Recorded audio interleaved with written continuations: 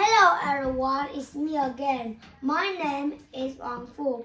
I'm 8 years old. I live in the city and I study at Levido Primary School. Nice to meet you. Today we are gonna read our book, The Adventures of Captain Underpants. Action, thrills, laughs, an epic novel by Dov Picky. Chapter 1. George and Harold. Meet George, Beard, and Harold Hutchins. George is the kid on the left with the tie and the flat top. Harold is the one on the right with the t-shirt and the bad haircut. Remember that now. Flower shop. Pick your own roses. George and Harold were best friends. They had a lot in common. They lived right next door to each other, and they were both in the same fourth grade class at Jerome Hallways Elementary School. George and Harold were usually responsible kids. Whenever anything bad happened, George and Harold were usually responsible. But don't get the wrong idea about these two. George and Harold were actually very nice boys. No matter what everybody else thought, they were good, sweet, and lovable. Well, okay, maybe they wasn't so sweet and lovable, but they were good nonetheless.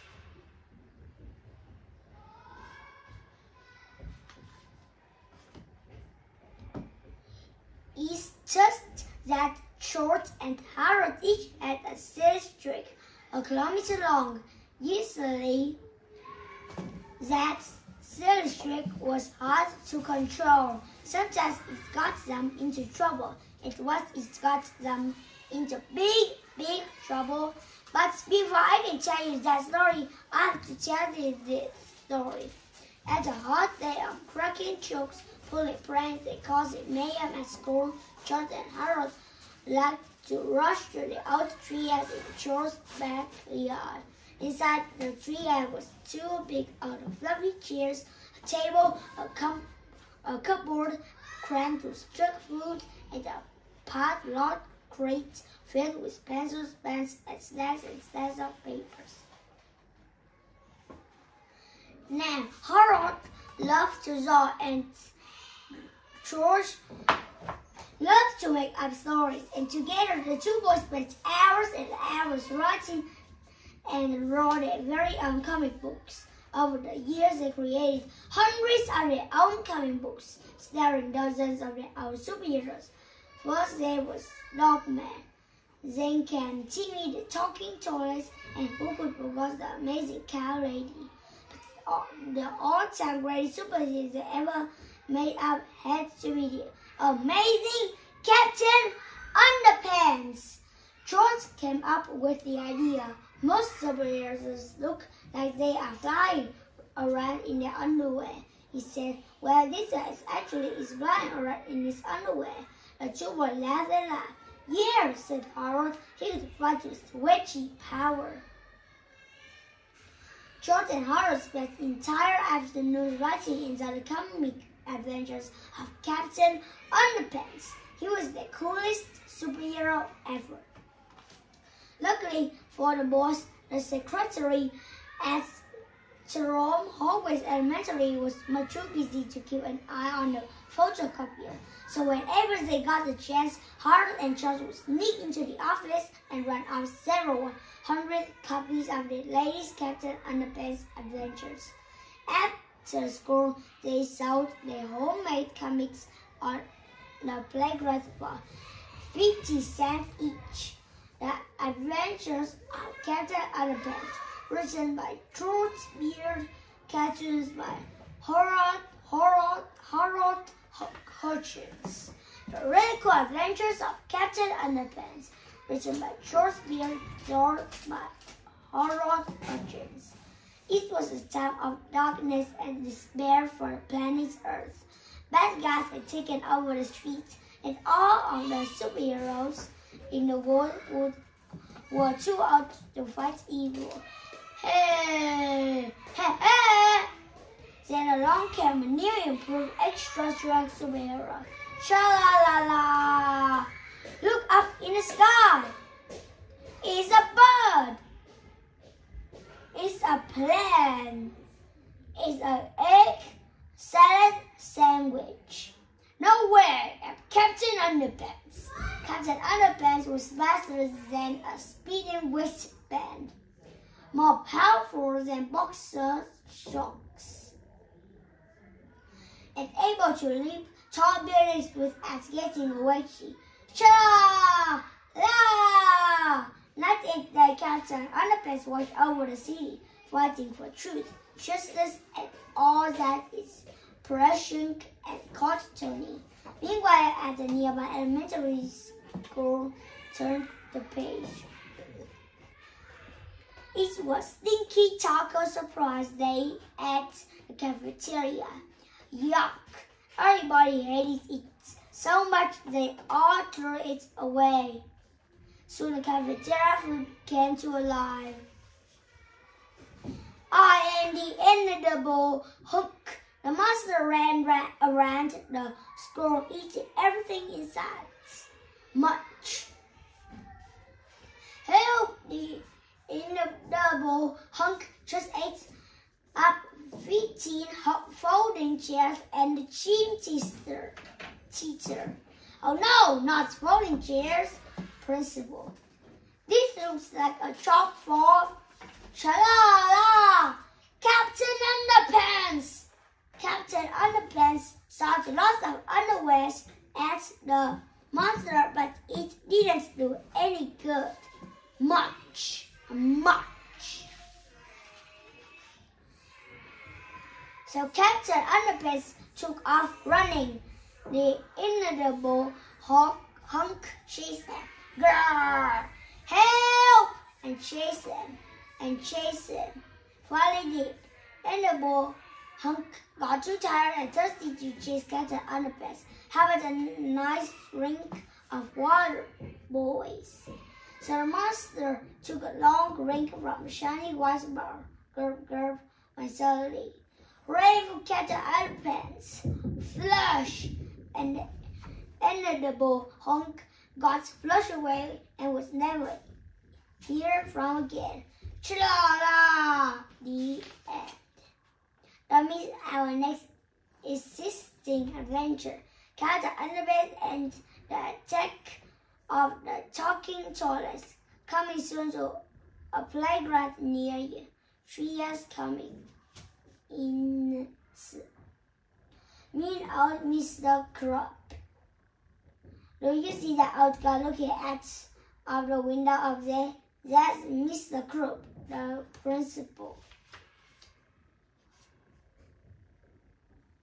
Now, Mr. Crop was the meanest, sorest old principal in the whole history of Shrem Hogwarts Elementary School. He hated laughter and singing. He hated the sight of children playing at break time. In fact, he hated children altogether. And his sweet two children, Mr. Crow hated most of all. If he gets short and hard, you are right. Mr. Crow hated short and hard.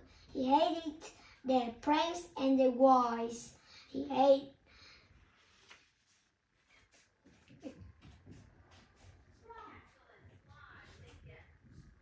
cracks. He hated their silly attitudes and their constant giggling, and especially hated those awful Captain Underpants comic books. I got to get those boys one day, Mr. Crab vowed. One day, very, very soon.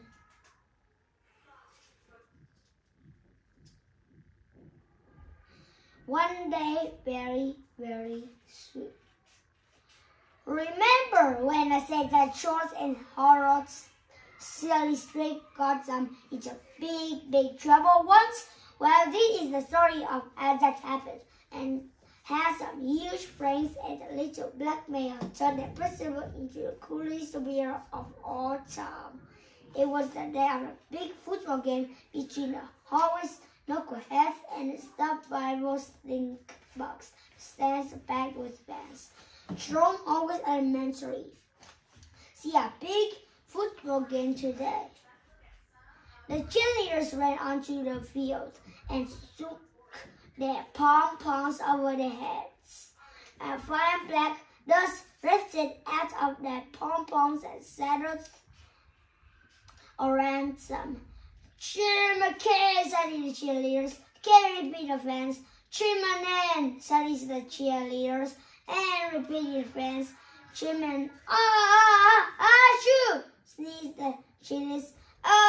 Achoo, repeated the fans. The cheerleaders sneezed and sneezed some more. They couldn't stop sneezing. "Hey," shouted a friend instead. "Somebody sprinkled black pepper into the cheerleaders' pom-poms." I wonder who did that.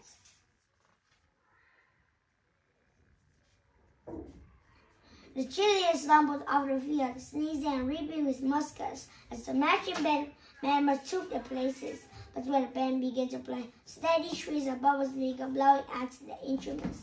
Bubbles were everywhere, up and down the field. The marching band slid and slid, leaving behind a thick trail of wet, bubbly foam. "Hey," shouted a friend in the stands. "Somebody put a bubble bath into the marching band's instruments." "I wonder who did that," asked another fan. Soon the football team took the field. The knuckleheads kicked the ball. Up, up, up went the ball. Higher and higher it went. The ball sailed into the clouds and kids. Right on going until nobody could see it anymore. "Hey!"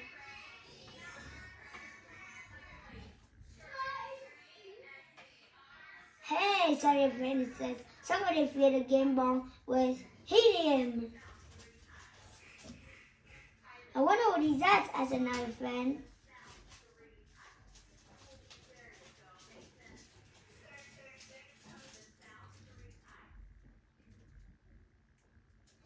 But the missing ball didn't make any difference because at the moment the knuckleheads were rolling around the field, scratching, itching like crazy. "Hey," said the coach, "somebody replace our deep-eating muscular lotion with Mr. Prank's extra scratchy itching cream." "We wonder who did that," said the fans in the stands. The whole afternoon went on much same way with people selling everything from "Hey, somebody put sea monkeys in the lemonade," to "Hey, somebody glued all the bathroom doors shut." Before long, most other fans in the stands had left. The big game had been forfeited, and everyone in the entire school was miserable. Everyone sat except for two giggling boys watching in the shadows beneath the stands. "Those were our best friends yet," laughed Harold. "Yep," chuckled George. "They will be hard to top." "That's for sure." "I just hope we don't get busted for this," said Harold. "Don't worry," said George. "We covered our tracks very well. There's no way we will get busted. The next day at school, an announcement came over the loudspeakers. "George, Beard, and Harold, please report to Principal Cross' office at once." "Uh-oh," said Harold. "I don't like the sound of that." "Don't worry," said George. "They can improve anything." George and Harold entered the Principal Cross' office and sat down on the chairs in front of his desk. The two boys had been in this office together countless times before, but this time was different. Mr. Cross was smiling. As long as George and Harold had known Mr. Cross, they had never ever seen him smile. Mr. Cross knew something. "I didn't see you boys at the big game yesterday," said Mr. Cross. "No," said "we watched really well." Yeah, yeah, Harold stammered nervously. We went home." "Oh, that's too bad," said Mr. Cross. "You boys missed a good game." George and Harold quickly glanced at each other and tried not to look guilty. Looking for you, I videotaped of the whole thing. Just on the television icon, I pressed the play button and we see a black and white image appeared on the TV screen. It was overhead shots of George and Harold sprinkling pepper into The cheerleaders pump up.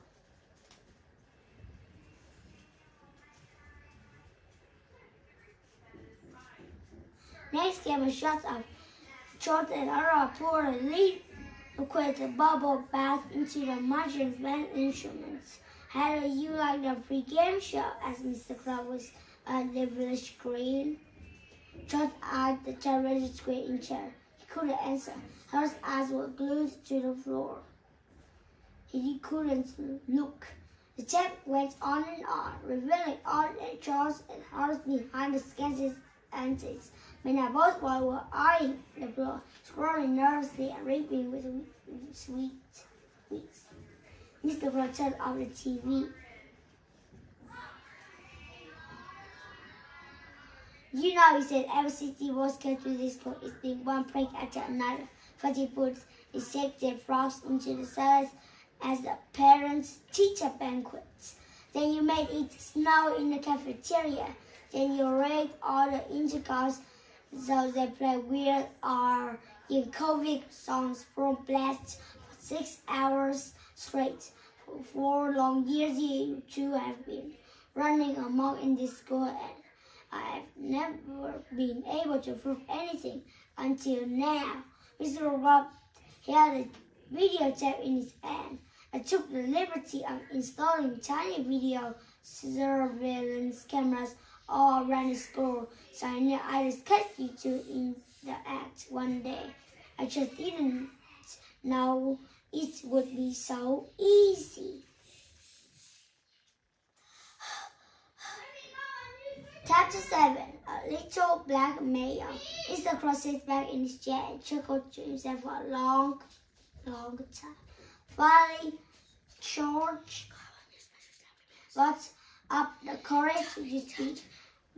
What are you going to do with that tape? He said. I thought you just never asked that, Principal Crab.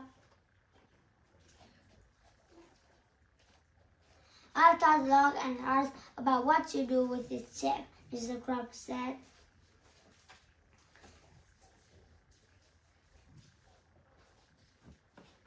At first I thought I'd just copies to their parents. The boys swallowed hard and sank deeply into their chairs. Then I thought I might send the copy to the school board.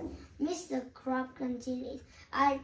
Could you both expelled for this? The boys swallowed harder and sank deeper into their chairs. Finally they came to a decision. Mr. Crab concluded. I think the football team would be very curious to find out just who was responsible for yesterday's fiasco. I think I would send a copy to them. Shot and brother leaped out of the chairs and fell to their knees. No, cried George. You can't do that. They will kill us. Yeah, but they'll kill us every day for the rest of our lives. Mr. Crab laughed and laughed. Please have mercy, the boss cried. We will do anything. Anything? Asked Principal Crab with delight. He reached into his desk, put out a list of demands, and tossed it at the boys. If you don't want to be dead as long as you live, you will follow these rules exactly.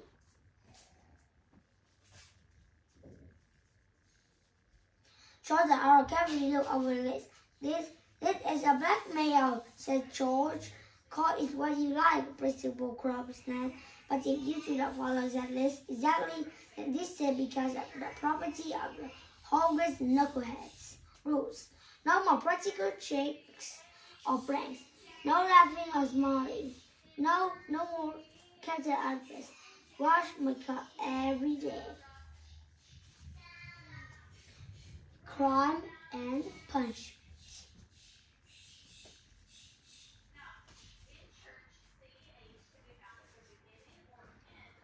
At 6 o'clock the next morning, George and Harold dragged themselves out of the bed, walked over to Mr. Crow's house and began washing his car.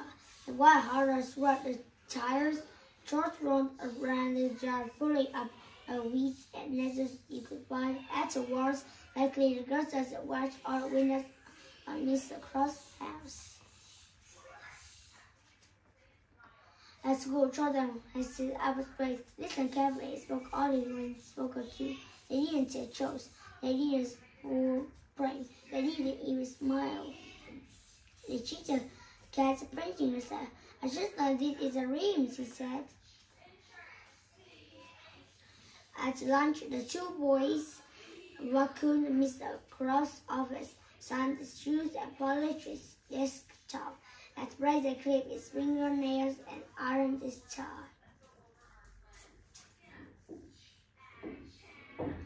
Each spare moment in the boy's daily schedule was skeleton to Mr. Crabs everywhere.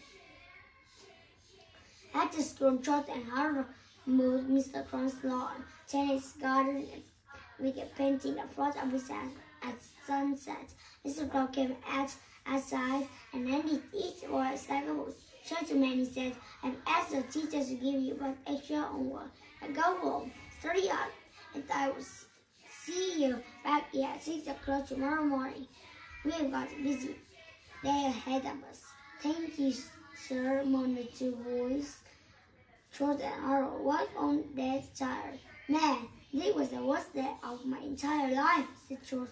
Don't worry, said Harold. We only have to do this for 8 more years, and we can move away to so far off that where they will never find us. Maybe Antarctica.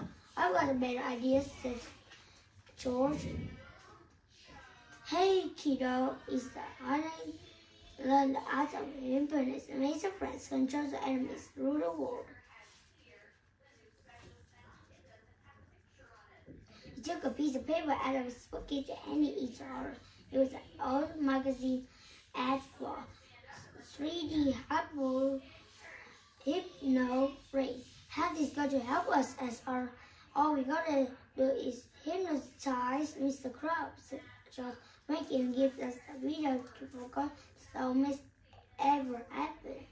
That's a great idea, said Harold. And the best part is we only have to wait 4 to 6 weeks for the delivery.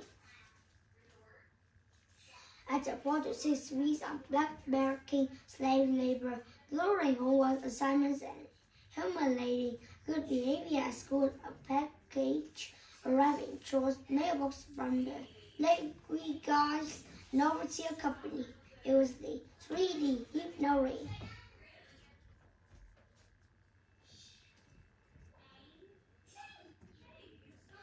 Hello, God, said George. It's everything I ever hoped for. Let me see, said Harold. Dogs looked directly at his one George. You don't want to get hypnotized, do you? Do you really think it works as her? Do you really think we can amaze our friends, control our enemies, and take over the world just like the ad says? It's better work, said George, or else we have just wasted $400. The 3D Hypno Ring. The next morning, Miss George and Harold didn't arrive early at Mr. Crab's. Had to wash his car and shingle his roof. In fact, they were even a little late getting to school. When they finally turned up, Mr. Crab was standing at the front door waiting for them, and boy, was he angry. Mr. Crab escorted the boys into his office and slammed the door. All right, where were you two this morning? He growled. We wanted to go over to your house, said George, but we were too busy trying to pick and see out this ring. What ring? Snapped Mr. Crab. George and shouldering to Principal Crab. It's got one of those weird parasites, said Harold. If you stare at it long enough, a picture appears. Hold it there, snarled Mr. Crab. I can't see the darn thing. I have to move it back and forth, said George, or else it won't work. Mr. Crab eyes followed the ring back and forth, back and forth, back and forth, and back and forth. You have to step deeper into the ring, said our deeper, deeper, deeper, deeper. You are getting sleepy, said George. Very sleepy. Mr. Crab's eyes began to root. And so sleepy, he mumbled. After a few minutes, Mr. Crab's eyes were closed tight and he began to snore. You are under our spell, said George. When I snap my fingers, he will obey our command. Snap! I will obey, mumbled Mr. Crab. Alright, Sister, have you still got that videotape of me and Harold? Yes, mumbled Mr. Crab. The hand is over, bird, George interrupted. Mr. Crab unlocked a large building cabinet and opened the bottom drawer. He reached in and handed George the video tape. George stuffed it into his backpack. Harold took a different video out of his backpack and put it into the building cabinet. What's that video? asked George. It's one of my little sisters, a woman, purple dragon sing videos. Nice shot, said George. Chapter 11. Fun with Hypnosis. When Harold bent down to close the building cabinet, he took a quick look inside. Whoa, I cried. Look at all the stuff in here. The building cabinet was filled with everything Mr. Crab had taken away from the boys over the years. There were slingshorns, whoopee cushions, skippers, fake doggy doo-doo. Name it, it was in there. Look at this, a big stack of cat underpants comics. It's got every issue, said Harold.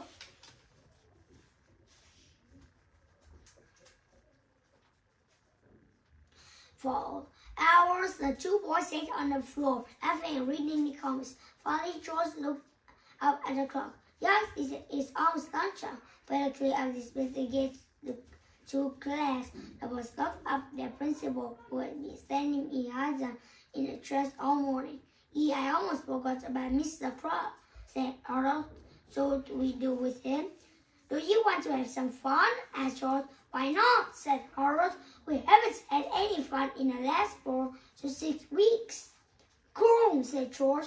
He went up to Mr. Crab and snapped his fingers. Snap, snap, you are a chicken, he said. Suddenly Mr. Crab leaped onto his desk and flapped his arms.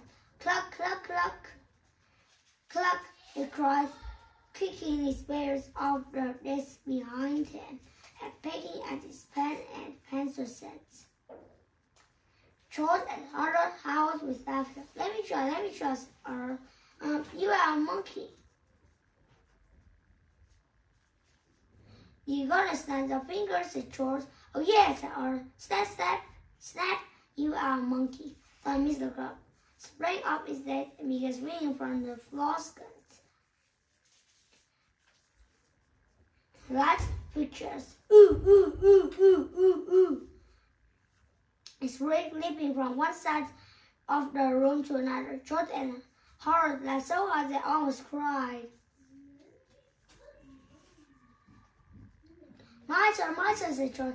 Let's see. What should we turn him into next? I know, Harold said, holding up a cat. Let's turn him into cat. Good idea, said George. Sir, you are now a great superhero of all time. The amazing cat underpants.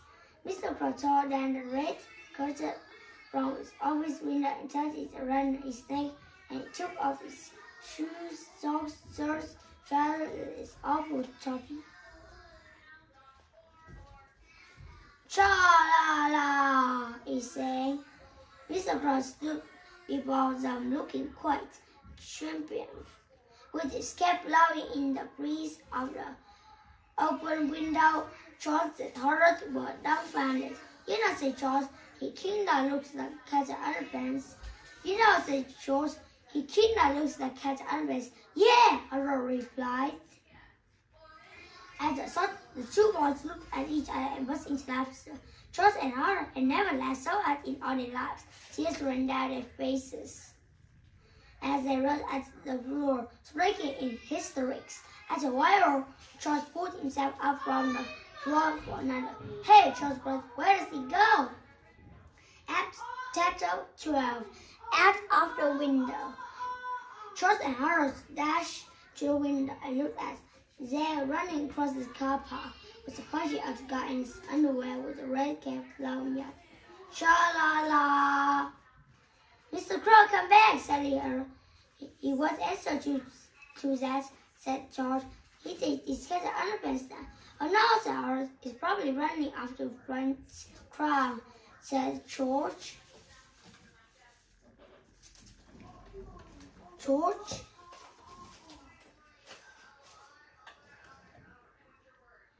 He thinks he's Captain Underpants now. Oh no, said George. Oh no, said Harold.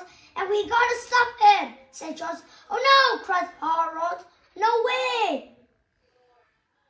Look, said George. He will get killed as the Harold was unmoved. Or worse, we will get into big trouble. You are right, said Harold. We gotta go after him. The two was opened the bottom cabinet door and took out the sling horse and skateboard.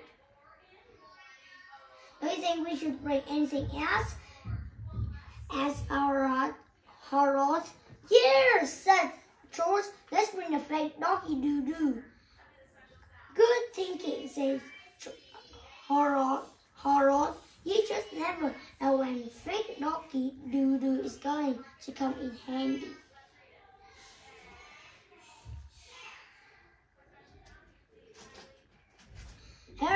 Harold stuffed Mr. Crab's clothes, shoes, and chubby into his backpack.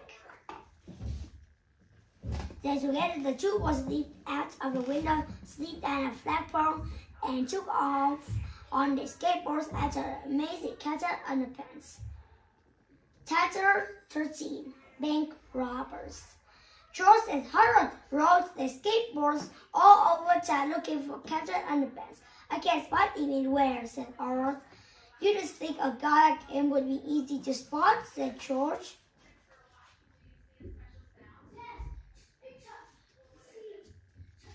Then the boss turned a corner and there he was, Captain Underpants, standing in front of the bank, looking quite heroic. Mr. Crab, cried Harold. Shh, said George. Let's call him that. Call him Captain Underpants. Oh yes, said Harold. And don't forget to snap the fingers, said George. Right, said Harold. Alarm! Ring!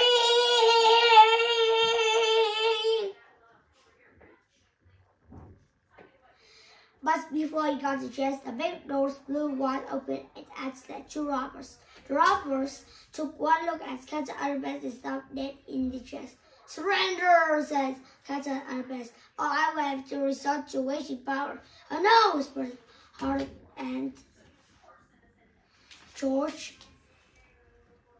Nobody moved for about 10 seconds, but the robbers looked at each other and burst out laughing. They robbed their loot and fell to the pavement screaming in hysterics. Almost immediately the cops arrived and arrested the crooks. Let that be a lesson to you, cried Captain Underpants. Never underestimate the power of underwear. The police chief looking quite angry, marched over to Captain Underpants. And just who the heck you are supposed to be, the police chief demanded. Why, I'm Captain Underpants, the world's great superhero, said Captain Underpants.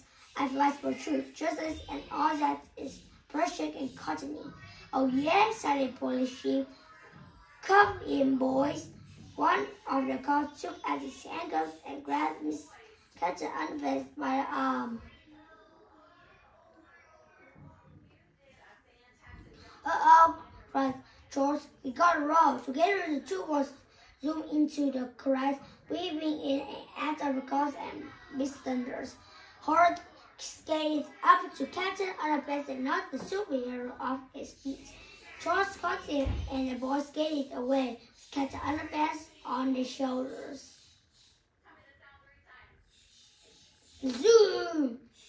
Stop! Cried the cops, but it was too late. George, Harold, and Captain Underpants were gone. Chapter 14.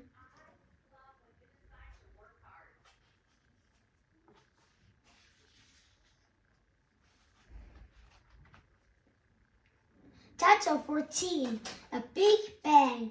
After the quick escape, George, Harold, and Captain Underpants stopped on a deserted street, long corner to catch their breath. Okay, said George. Let's the hypnotist him quick before something else happened. Kaboom! A huge explosion came from the red crystal shop across the street. Heavy smoke poured out of the building. Suddenly, two robots one stolen crystal emerged from the smoke and shot into an old van. Did I just see two robots get into a van? Asked Earth. Said Earth. Up until now, this story was almost believable. Well, believable or not, said Earth. We are not getting involved. I repeat, we are not getting involved. Just then, Cat Underpants deep on the street corner and dashed into the brother. Stop in the net of underwear, he cried. Oh, said George. I think we are involved. The two robots started up the van and swerved around Cat Underpants. Unfortunately, the van brushed up against the red cat and it got caught. With a mighty jerk, Cat Underpants flipped backwards. Then the van put it along as it rolled away. The bad guys. Shh.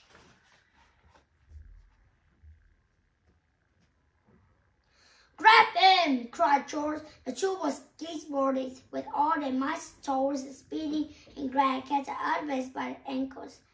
Help! They cried as the van put them through the city streets. Mommy, said a little boy sitting on a bench. I just saw two robots driving away with a guy in his underwear hanging off the back by a red cap, pulling two boys on skateboards behind him with his feet.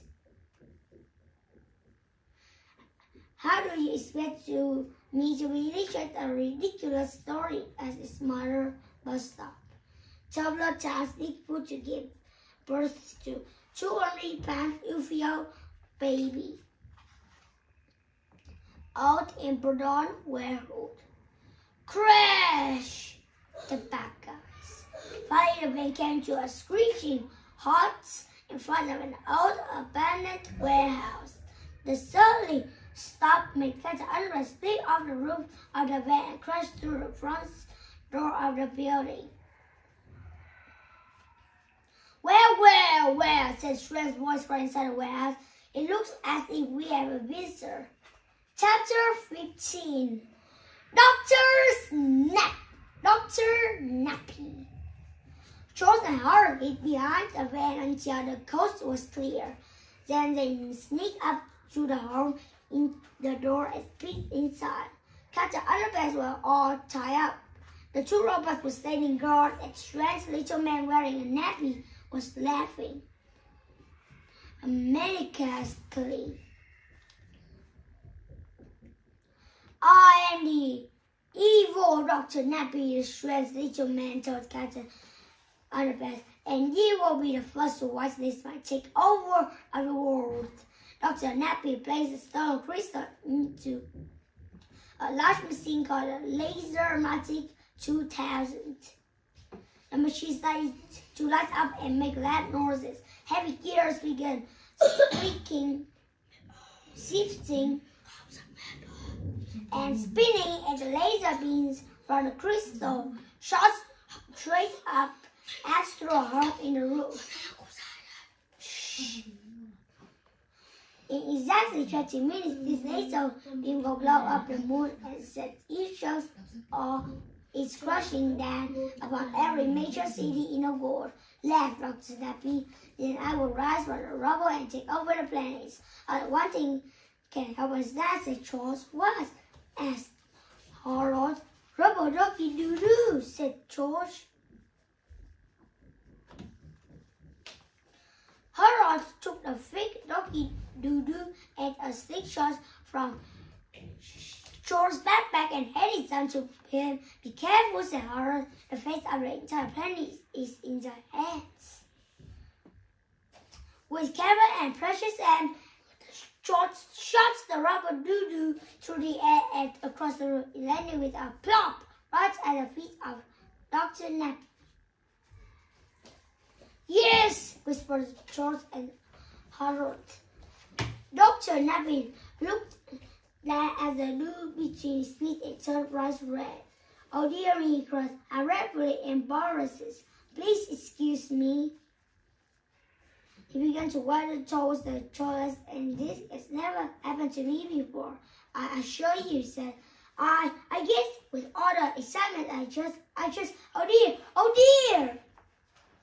While Dr. Nappy was off changing himself, George and Harold sneaked into the old warehouse. Immediately, the robots detected the boys and began marching towards them. "The shoulder intruders," said the robots. "The shoulder intruders." George and Harold screamed and ran to the back of the warehouse.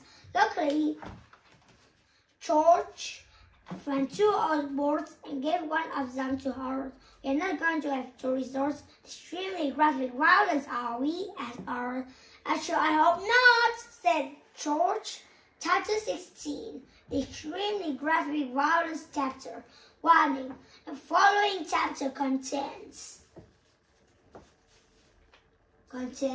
graphic scans showing two boys beating the tar out of a couple of robots. If you have high blood pressure or if you face at the sight of motor oil, we strongly urge you to take the better care of yourself and stop being just a baby. Introducing Flip-O-Rama Picky brand. Here's how it works. As everybody knows, nothing invests silly action sequences more than TC animation, and so for the first time in the history of West Literature, we proudly bring you the latest in cheesy animation technology, the art of Flip-O-Rama. Step 1. Place the left hand inside the dotted lines marked left and here. Hold the book open flat. Step 2. Grasp the right hand page with your right thumb and index finger inside the dotted lines marked right thumb here. Step 3. Now quickly flip the right hand page back and forth until the picture appears to be animated. Flip-O-Rama 1, pages 87 and 89. Remember, flip only page 87 while you are flipping. Be sure you can see the picture on page 8.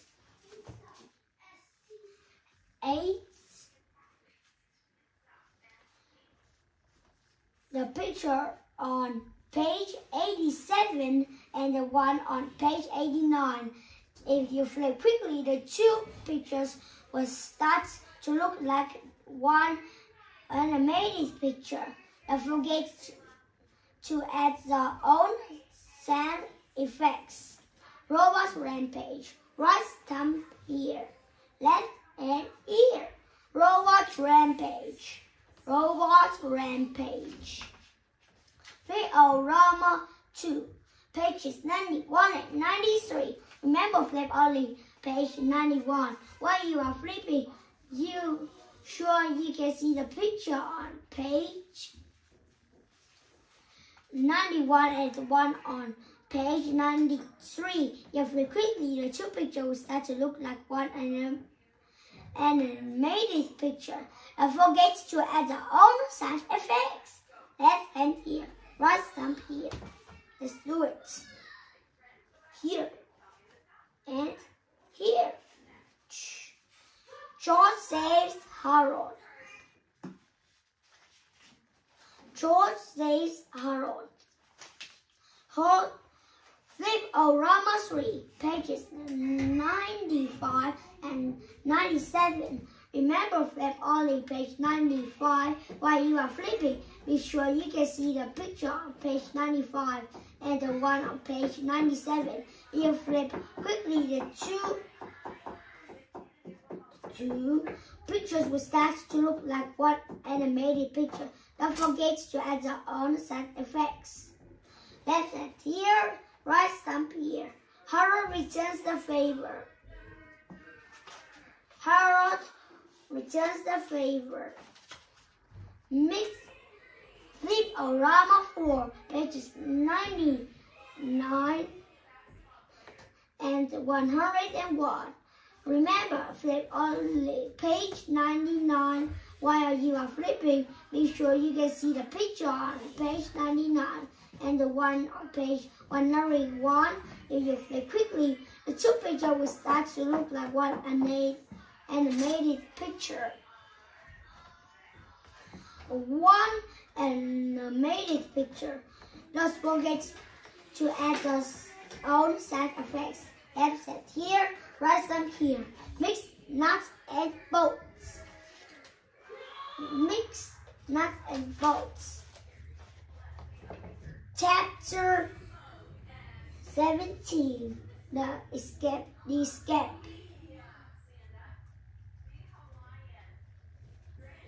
After defeating the robots, George and Harold untied Captain Underpants. "Come on!" cried Harold. "Let's get out of here." "Wait!" said Captain Underpants. "We have to say the word first." So George, Harold, and Captain Underpants frantically looked all over the laser magic 2000, searching for a way to shut this down and started in the inevitable disaster.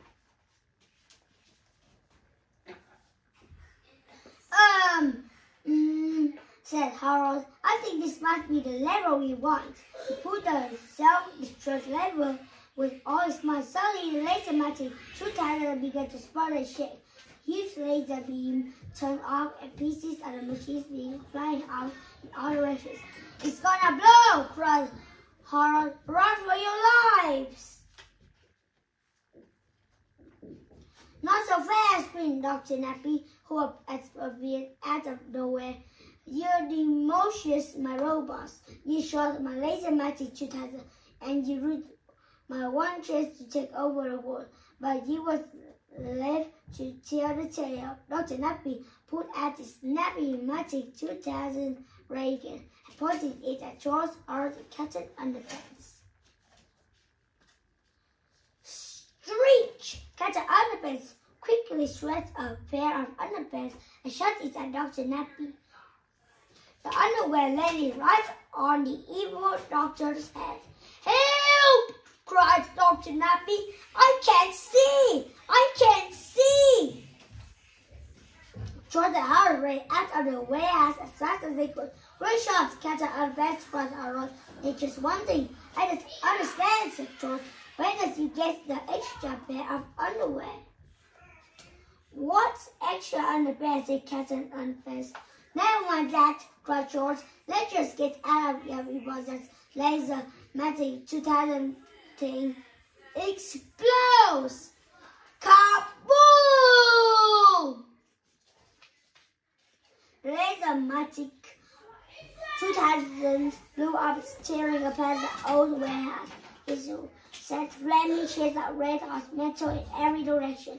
Fire fell from the skies around our heroes, and the earth began to crumble beneath their feet. "Oh no!" cried Harold. "We are doomed!" Chapter 18. To make a long story short, they got away. Chapter 19. Back to school. George, Harold, and Captain Underpants made a quick stop outside the police station. They tied Dr. Nappy to a lamppost and addressed a note to him. "There," said Captain Underpants. "That's ought to explain everything." "Arrest me!" Police station. Back in 15 minutes. Please don't commit any crimes till we return. Thank you.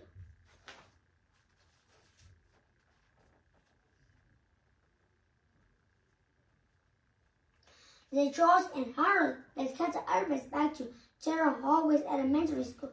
"Why are we going here?" asked Captain Underpants. "Well," said George, "you have to do some undercover work." "Yeah," said Harold, reaching into his backpack, pulled his clothes on, and make it snappy. "Those pockets are here," said George. Captain Underpants quickly got raised behind the bushes. "Well, how do I look?" he asked. "Pretty good," said George, and tried to look really angry. Captain Underpants made the nicest face he could. "You know," said Harold, "he kidney looks like Mr. Crab." Harold whispered, "He is Mr. Crab." "Oh yes, I almost forgot." belong. They were all back inside. Mr. Crab of okay, Captain Underpants said George. You are now Mr. Crab. Snap the fingers, whispered Ernest. Oh yes, said George. Snap, you are now Mr. Crab. Who Mr. Crab? Asked Captain Underpants. Oh no, cried Ernest. It's not working. The voice tried again and again to the hypnotist Captain Underpants, but nothing seemed to happen. Said Harold. Let me see the instruction manual for that ring. George checked for his trouser pockets. Said, I think I lost it. You what? Cried Harold. The two was just frantically through the office, but the instruction manual was nowhere to be found. Never mind, said George. I have an idea. He removed the flowers from a large vase in the corner. Then he put out all the water over Captain Underpants' head. What did you do that for? Cried Harold. I saw do this is a cartoon once, said George, so it's gotta work. At the film, Mr. Crab slowly came to. What's going on here? He demanded. And why am I all wet? George and Harold had never been so glad to see Mr. Crab in all their lives. I'm so happy I could cry, said Harold. Well, you are gonna cry when I give that videotape to the football team, said Mr. Crab. I ate it with you too. Principal Crab took the videotape out of his building. You boys are dead meat. He sneered. He stood at his office with the video and headed towards the chair. George and Harold smiled. Harold, wait to see the football team see that video, said Harold. Yes, said George. I shall hope they like singing Purple Dragons. Hey, look, said George. I found the 3D hypno ring instruction manual. It was in my chest pocket, not my trouser pocket. Well, toss that thing away, said Harold. We'll never need it again. I certainly hope not, said George. Warning. Whatever you do, don't put water on anybody's head when they are in dress. You want the hypnotist person to sleep back and forth for just really every year, said Dr. Fingers napping. Chapter 20, the end. La la la, we love Boomer, la la la. Purple Dragon, sing along, friends. Purple Dragon, sing along, friends. Purple Dragon, sing along, friends. Purple Dragon, sing along, friends. Things at Jerome Hallways Elementary School were never quite the same after that baseball day. The football team enjoyed Mr. Crab's video so much that they changed their name from the Knuckleheads to the Purple Dragon Sing-Along Friends. The name change did go down to warm with the friends, but hey, who's going to argue with a bunch of linebackers? George and Harold went back to their old ways, pulling pranks, cracking jokes, and making new comic books. They had to keep an eye on Mr. Crab, though, because for such real reason, every time he heard the sound of fingers snapping, snap, Mr. Crab sets back into that snatch. You know who?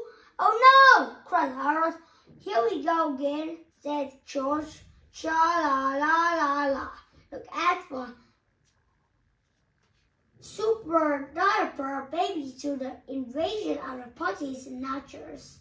Action, laughs, flip-o-rama is every chapter. Not an epic novel by George Beers and Harold Urchins, the creators of the Captain Underpants. Captain Underpants and the attacking of the talking toilets. More action, more flaps, more flip-o-rama. Another epic novel by Dave Pickey. Captain Underpants and the invasion of the incredibly naughty cafeteria ladies from outer space and the subsequent source of the equally evil lunchroom zombie nerds. The third epic novel, Dove Pickley. Captain Underpants and the Wrath of the Rich Witchy Woman. The fifth epic novel by Dave Pickey. Captain Underpants and a Big Bad Battle of the Bionic Booger Boy. Part 1. The Night of the Nasty Notches. The sixth epic novel by Dave Pickey. Captain Underpants and a Big Bad Battle of the Bionic Butcher Boy. Part 2. The Revenge of the Ridiculous Robo Butcher. The seventh epic novel by Dave Pickey. Captain Underpants and the Preposterous Plight of the Purple Pointy People. The eighth epic novel by Dave Pickey. The Captain Underpants Extra Crunch Book 1 by Dave Pickey. The all-new Captain Underpants Extra Crunchy Book of Fun 2 by Dave Pickey. Goodbye, friends. See you later.